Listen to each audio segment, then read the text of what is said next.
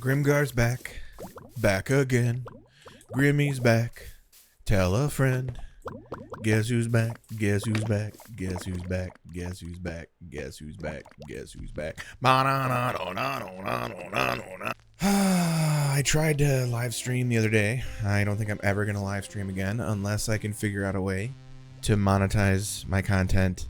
I do not have a strong enough internet connection to do a stream long term because I got a lot of dropped frames from trying to have a higher bit rate. I could only top out at like 10,000 kilobits per second, and so I think what I'm going to just do is do this video stuff as if I were doing live streaming, because the plan was that, I'm kind of a fan of Doc M77, and he doesn't really do a ton of editing on his longer form content, famously. So we're just gonna go with this from here on out, this sort of like more loose podcasty feeling sort of thing. And I have a lot to say today because we need to catch up. We need to figure out why was it that Grimgar was gone for over 300 days. We need to talk about maybe some of my new things that are happening. We got to discuss the fact that Stonecraft is now on its third and final world. If people stop playing this world, Stone is just going to shut it down. I know, sad, right? That doesn't mean that I will stop making anything by that point, but that's another part of this episode that I wanted to discuss, which was the future of my channel, where I'm headed, and then in addition to where I've been, and also talking a little bit about some of the thoughts and feelings I've been having about creating content online and putting myself out there on social media like this. So yeah, I think we can just get right into it. I mean, obviously right now I'm standing in a very messy area. This is my new starter-ish base. I was going to share with you a raid on a woodland mansion that I did with Gil and Ark, because we actually started a starter base together in the beginning here. But unfortunately that footage was borked. It rescaled to 2048 by 1152 resolution. So that's too big. It distorted the 1920 1080 of the actual program into that larger size, and therefore everything was very blurry. But I've also figured out that I should be recording at a higher bit rate, and so in a roundabout way of things, like I discovered through the streaming that it's like, okay, well, if I can't stream at this high of a bit rate, well, at least I can improve my video content. I don't know if you've seen some of my older videos, but at this point, if you're like one of the longer term fans of the show, the channel, you would know that a lot of my early content, I was still getting used to editing and getting used to the active recording, the actual game. So I kind of had to realize over time that the bitrate was the problem. I was recording at too low of a bitrate, definitely in part to save space on my computer. That reminds me, I should probably really quick go and delete City Skylines 2 since I'm not playing that. Oh wait, I think I already did that. By the way, I tried City Skylines 2 in the last year or so, and I'm not a fan. But yeah, that's something that we should get into really quick while I'm gonna go down to my mine. Along the way, you'll see parts of my new base, but I'll talk about this later, actually, because I wanted to show you that after I kind of went through everything else, why I've been gone, and just kind of discuss Legends. Wow, like Legends was an okay game. I played it for a while. You probably saw my streams. You can go check those out still. I even did a review that was actually pretty good. But that review was like my 10-hour review. And I gotta say, after that 10th hour, things started to really fall off. I'm really not a fan of the repetitive gameplay loop of Legends, though it had all the other elements to make a good Minecraft title in the vein of an RTS with a little bit of elements of tower defense. I'm not big on tower defense, but I've always loved RTS games. So when I heard that was kind of the direction that Legends was going to go in, I was kind of excited. I was legit excited for Legends to come out and for it to be kind of a cool mixture between these genres, and then it was to a degree, but the gameplay loop got super repetitive. You're kind of, if you're not familiar with the game, what it was about, you're kind of beating back this piglin invasion on the surface. And oh, by the way, that was another reason that I was super into the concept, because one of my videos recently from the last like 2 years, I was talking about, you know, these ruined portals are all over the surface. Like, haven't the piglins tried to invade at some point? And then they kind of went with that for the plot of Legends, so I was very pleased that they had stolen my idea. Anyway, not really, but so Legends, the gameplay loop starts to get really, really, really repetitive. You're trying to beat back the forces of the piglins, and you know, since you're starting off and you're maybe not as good at it as you will be eventually through playing it, it can get a little bit frustrating because it feels like, oh, I was just there, and it felt like the mechanics were, ooh, it looks like there's a, oh, I already took care of that. Okay. The mechanics of it were such that it felt like they were like reclaiming areas that you had recently taken over pretty quickly. You know, kind of stuff that probably could be patched out. I don't know if the game has been changed at all since then, but no, it just wasn't really my particular bag. It wasn't overall. The PvP has never been a thing that I've been interested in any game. So the PvP aspect didn't really intrigue me. Just basically all you're doing in the entire game is just raising armies, and fighting other armies and taking over areas and having to defend areas, and base building just kind of feels repetitive because you're building the same things in different areas.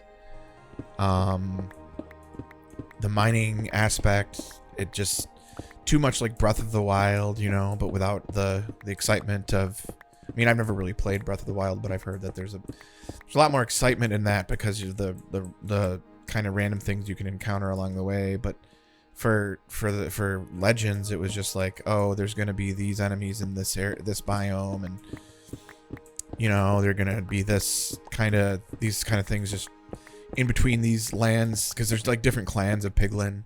Now that was a cool aspect. I did like the different clans.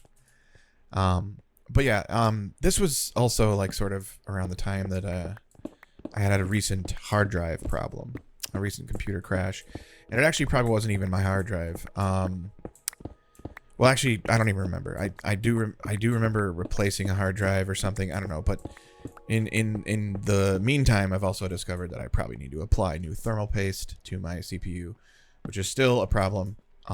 So if I have a sudden jump cut here, you know that I've jinxed myself and my computer crashed. But no, I need to do that. But anyway, computer crash happens. You know, I've got some problems with my hard drive. So I kind of reconfigure everything, you know, and then I started playing Legends, and I got sick of that. And then I tried to do some recording of Minecraft. I was going to do like Stonecraft episode 34. And I just realized that something was wrong with the audio. You know, there was like doubled up audio on all six, or there was audio that was on all 6 tracks that I have set in OBS. And that was not good. I just at that point I'm like, okay, I give up. I'm having too many technical flubs. I'm having too many of these errors, and it just made me want to collapse into myself. And yeah, I think that I wanted to talk about that because it also feeds into self-doubts about success on YouTube and what that looks like, and how to become successful, and whether I was on the right track, you know. And I think I started to, when I prepared for my stream, which also went awry, my most recent stream, when I was like ready to get back into things, I had prepared some things that I want to talk about, like my cliches for rationalizing all of these thoughts. I'm throwing this stone away and stuff because I have double chests upon double chests of stone. We'll always find stone, so we're gonna be wasteful today. I don't have a storage system yet. I just have chests. I'm not a big redstone person, but yeah, just getting rid of this stuff. So yeah, where were we? Let's see here. I was talking about sort of burning out and cliches, and yeah. One of the cliches I thought of first was like this Rome wasn't built in a day kind of mentality that I need to adopt. That I had been kind of not following, which is like, obviously, like a lot of you, I'm sure out there, I'm a fan of like Impulse and Skizzleman, and like I don't watch any Hermit at all, like every single day. I don't watch every single video out there, but you know, just like anybody else, I'd occasionally check it out and gain inspiration from larger YouTubers. But and I remember hearing about, you know, all their fantastic stories of like how they had come up, and some of them, you know, came up really quick. You know, Mumbo Jumbo, within like 2 years of having started his YouTube, was popping off. And at the time that I started my podcast was in the middle of a health crisis, the pandemic. Oh shoot. Now, because I've said that, there'll be like a flag underneath this video, probably, if it ever gets big enough. But no, I was during this global health crisis, I was in school and I was unemployed. So I had a lot of time on my hands, and one of the things that I think was helping me with my stress and anxiety was Minecraft. And at the same time, I was like learning in school about how to do Adobe programs and how to create things artistically within these sort of, you know, internet online spaces of thumbnail making and stuff like that. And so I was like, oh well, if I'm working with Photoshop to make images, and I'm working with Adobe programs, maybe I can do Adobe Premiere Pro. And well, of course, I started off at first with Kdenlive, which is a open source version of a video editor, and I started with that, and everything was good, everything was great, except for the fact that I didn't really have all of the skills I needed. And so I just dove headfirst into it, but like my thumbnails were kind of bad, and like I said earlier, the quality was a little bit lower, and I was also kind of struggling with like, how do you make 3 videos a week that are all unique and all compelling and will bring in viewers and get this meteoric rise and blah blah blah blah blah. So I was definitely trying to put Rome being built into a single day. I was trying to create this sort of upward swing. I was like, well, I have this creative mind, and I have the wherewithal, so and I have like all the time on my hands that I need. So of course this could be successful. And when it wasn't in the way that I thought, whatever it was at that time, because I'm sure my vision of success right now is much different from my vision of success then. A wandering trader has arrived. I wonder where. Probably up here on the surface. Okay. Well, anyway, you know, I have different vision of success now, obviously, and that's what we're gonna get to eventually. But back then, the vision of success was very unrealistic, and I think that another cliche that sort of feeds into this is comparison is the thief of joy. Comparison is the thief of joy. It means that if I'm comparing myself to others constantly and wondering, you know, what they're doing that I'm not, to not have that same level of success that they do, then I want to know that. I want to explore that. And then that sort of is a self-feeding cycle of, now I'm constantly comparing myself to others. It becomes a self-feeding cycle of comparison, not only in terms of what quantity of content that others can put out compared to me, in addition to the quality of the content And as you know, Minecraft is a game where you have to make your own fun.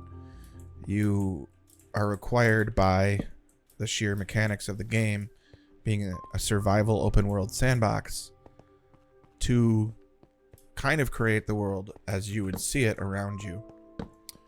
And when you have that kind of game, I mean, side note, I started a secondary channel for RPGs called Grimgar PG. And it's not PG, by the way. But anyway, I created this sort of side endeavor, and I noticed that it was much easier to create content with Baldur's Gate 3 because there was a storyline.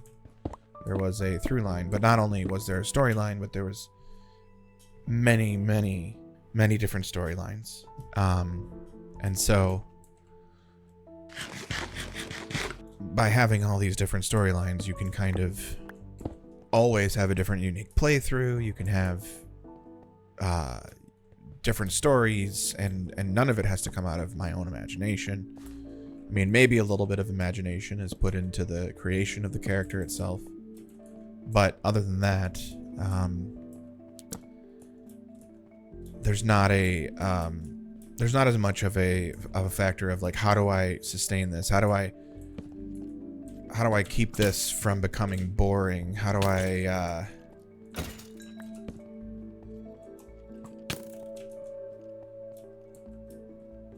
always have a new thing to say or a new topic for every week? How do I maintain the viewers? Oh shit.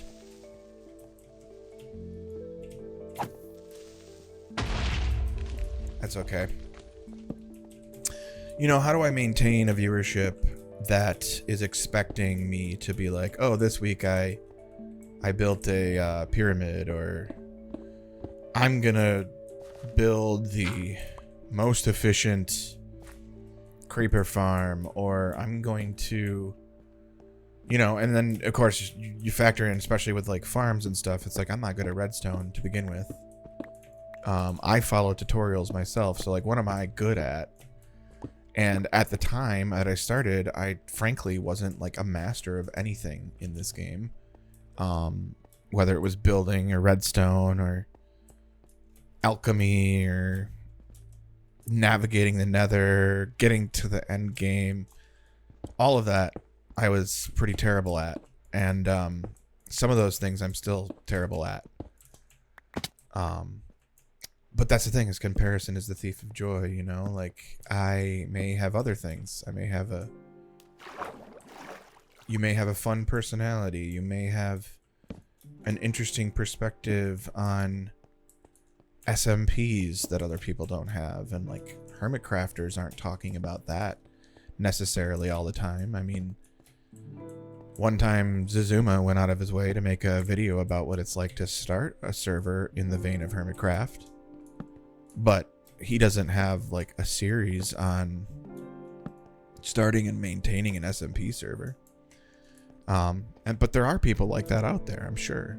But I just haven't seen that because I had been focusing the target of my comparisons onto one specific area of the Minecraft niche. One specific sub niche, you should say, which is this sort of like improvisational community style SMP, which I just won't ever have here because, you know, I'm the only YouTuber on this server. Well, I'm not the only person who makes content per se.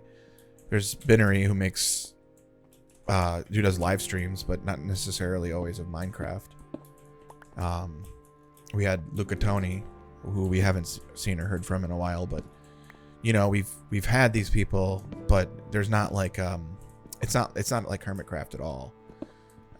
In that sense. I mean, we do communicate, we do have community events, we do have videos of our community doing things together, like, you know, we have the last Ender Dragon from the last world. But yeah, we just don't have a community of YouTubers per se that are YouTubing together to create a sort of YouTube cinematic universe. And so it's sort of up to me to find my own space, you know? And so comparison is a thief of joy. That's where we leave that, I guess, for now. But the other cliche that I had thought of was that I think applies to me is don't let the perfect be the enemy of the good. That's the other cliche. Don't let the perfect be the enemy of the good. And so I think in general, from day one, I'm a bit of a perfectionist when it comes to my creative endeavors. And so I would sometimes come up with an idea in the early days of the channel, or I would even begin to make a video, and even without any of the technical issues, I would say, oh, this isn't really going to work, or I can't really make this in exactly the way that I think of in my head. But I think this was so antithetical to it definitely clashes with the Rome can be built in a day mentality. Because obviously you're like, oh, I gotta keep making stuff and I can do this really fast. So like it clashed with it sort of contradicts my earlier thought that I thought like, oh, I could do this easily. But also saying that don't let the perfect be the enemy of the good is just like, well, you want to make the best quality you can, but you have to do that within the limits you are currently experiencing. So the fact that I didn't have the best software yet, and the fact that I didn't necessarily how to make the best thumbnails, meant that I had to do the thumbnails in a way that would work for me. And so, in a sense, I was kind of following that in the beginning because I didn't give a care about whether I was doing things perfectly. In a sense, I was allowing the good to be unaffected by the perfect. But over time, I started to want to make improvements, and then because I was in this sense of I was still in the sense of like I can do this fast, I started to have self-doubt because like my abilities weren't keeping up with my desire to improve drastically. I have to find the tunnel back now, so I think it might be time to go back. All right, so I gotta go back up from where I am and then take a left.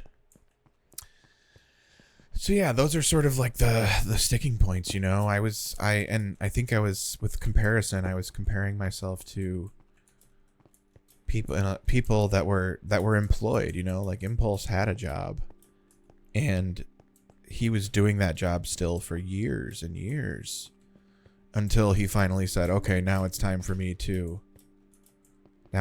go full time. All right, I overshot it. So Impulse goes full time, and around that same time, I'm kind of thinking like, wow, he's going full time, and yet he didn't even need to. He was doing all this. Me with my limitations of probably undiagnosed ADHD and, you know, all these things.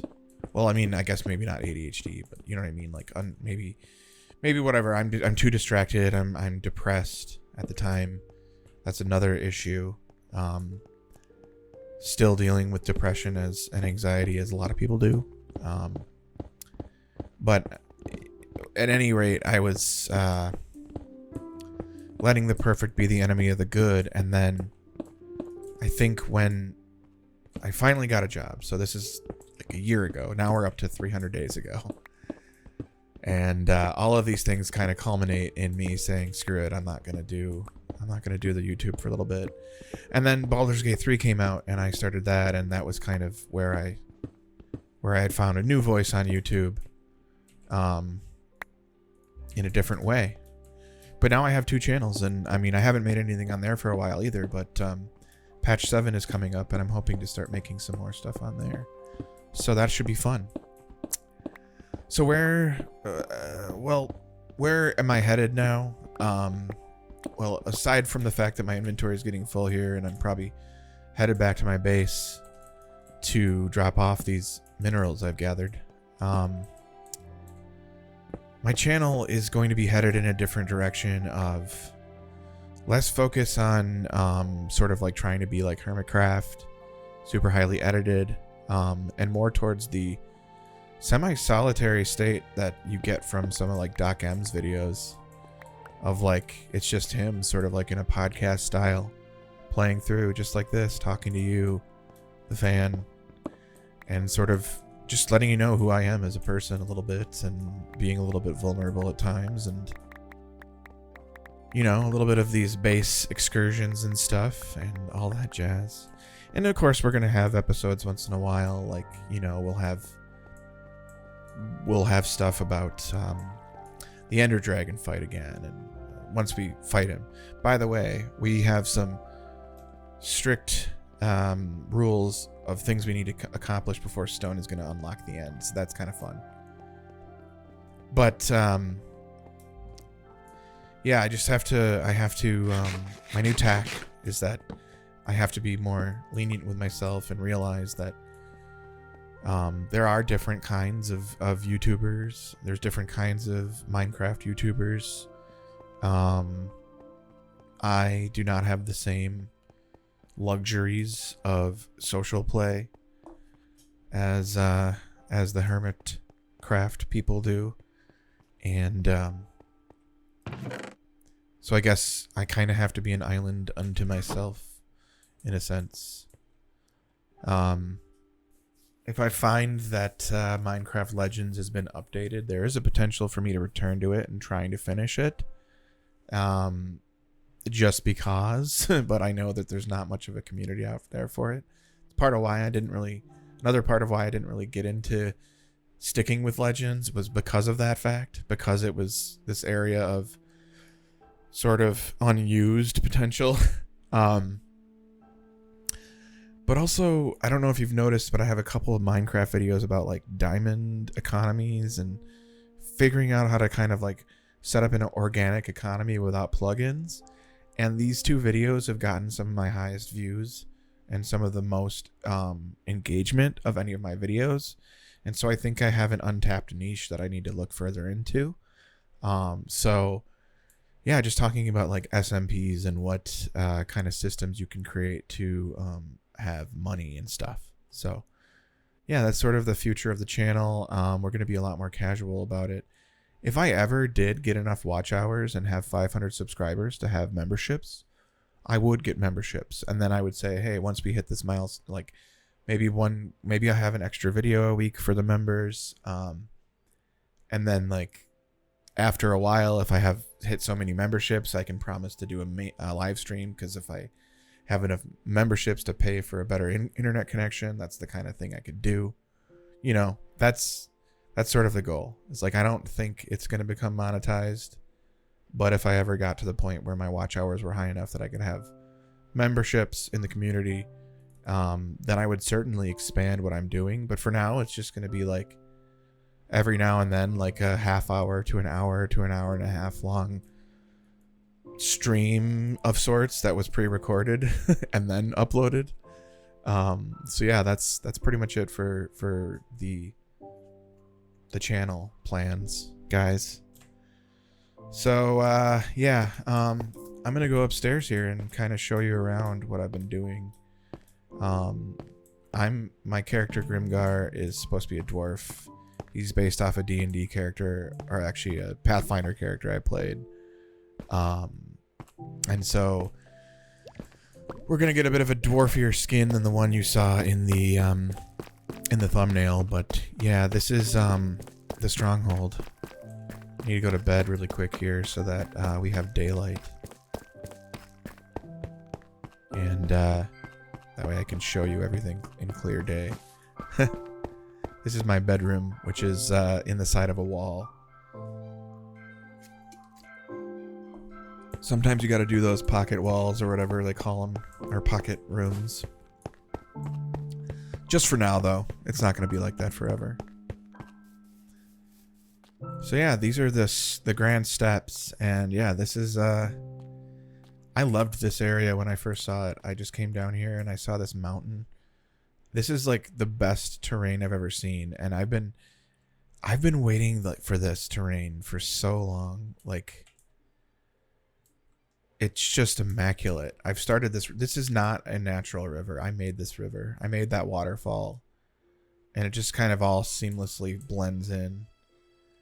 You can see there's another peak over there. Like, there's these two giant mountains. There's more mountains nearby, but this is what Minecraft was meant to be. And so yeah, I've been starting off with this sort of giant entrance. It's looking more like a modern art museum right now, but obviously I'm going to change the detailing of this over time. These are just placeholder blocks. I'm not on the level of like a B-dubs yet, where I can actually, like, from the beginning do a perfect gradient. But I also was just so eager to get started with the form of things that just getting the structure in place took precedence. So there's these walls too are supposed to kind of connect these areas. Eventually there will probably be a path through this mountain, and of course there will be things inside the mountain. And because of my mods a little bit right now, that terrain looks a little wonky, but back there is a caldera sort of pit, and so is on this side. And of course I'm thinking about putting like surface settlements up there, and then like in this corner and this corner over here there will be towers for protection, probably a tower here and a tower there too, just to protect this entrance. But this is like just a fortified entrance. I mean, if they took down a couple of these pillars, even, you'd still have the rest.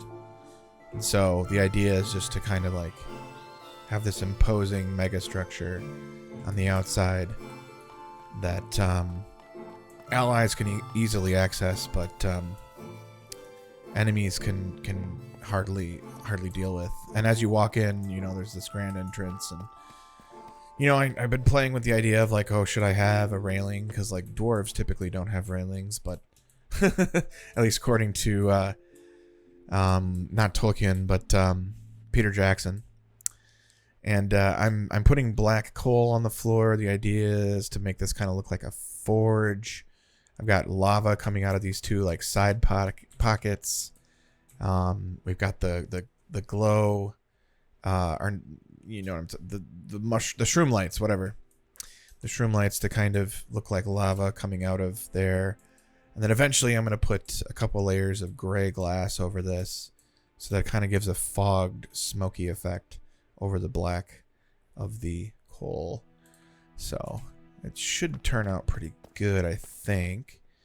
Of course, I used the dwarves love the stars, so I did this ceiling. You know, and this is all work in progress. You know, things can change, but you know, and of course, there's going to be additions of this all around the edge here, and there's going to be more decorations added to all the pillars and stuff. Just, we're having a good time.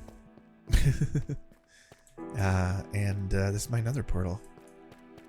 And that's basically all I have so far, but the general plan is that like off to the sides here, like this is sort of like another defensive area. But the idea is going to be that, so below this area, I'll show you, well, I guess I could go into free cam. Below this area will be the barracks. And then as soon as I actually like carve out the barracks, there will be like ladders up into this area, so that you could almost imagine that like some soldiers could come out from the barracks, go up these stairs, and then like shoot people that are trying to come in here from this thing. You know, that's one position. And if anybody did seem to breach, you know, they could send soldiers up on the ladders up here, and then somebody could stand here and like shoot whoever it is right there, and then stand behind it, you know, that kind of thing. It's all going to be mostly decorative, but yeah, I want it to be like a real looking fortress, and having a little bit more of a sense of realism to it. Like, I know that dwarves aren't real, but like if they were real, this is kind of how they would set things up. because they could easily push somebody off this railing, or you know, shoot people down if I'm entering through here.